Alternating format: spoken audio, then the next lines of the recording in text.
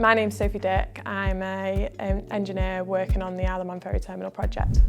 I started with Sisk in 2019 as an apprentice site manager. I did that for 2 years. I worked on the M58 project and then moved over to the Isle of Man project. And during my time on the Isle of Man, I started doing some engineering tasks, and that led me on to wanting to start my engineering degree rather than carry on with the site management.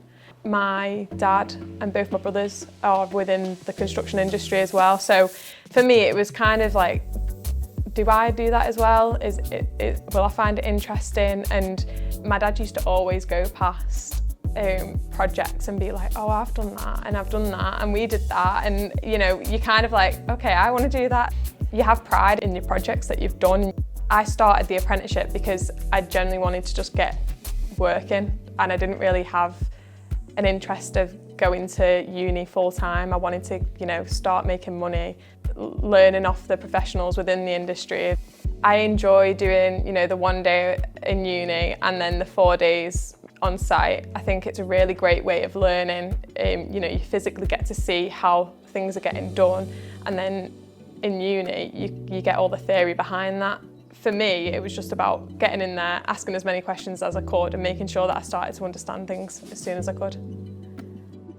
I found the whole apprenticeship process really amazing, to be honest. For example, me changing from doing my site management to my engineering, the company was 100% supportive of that. It's nice to know that they'll support you with any changes that you want to do. One thing for like apprentices that I would say is get to know the different disciplines that you're working with. On site, you're working with, you know, your site managers, your QSs, your management team, and you've all got to work together to get things done, but it's so important knowing exactly what they do as well.